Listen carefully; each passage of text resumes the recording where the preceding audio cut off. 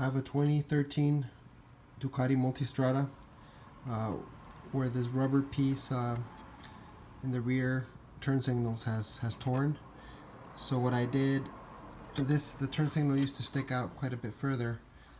I took the bottom part apart, slid the turn signal all the way in, so now this rubber piece right up against the plastic housing should keep it from sliding out, and basically I don't have to replace the rubber piece, which you can see I've been trying to adhere with different things without much success.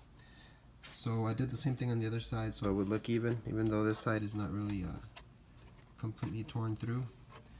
And I'm hoping this will work. I'll record another brief video showing what it looks like after it's reassembled. So this is what the final modification looks like. As you can see, the entire rubber piece is now inside the plastic housing. So this does bring the turn signals a little bit further inward, but all in all, it's better than trying to find used turn signals for a low volume bike like the Multistrada.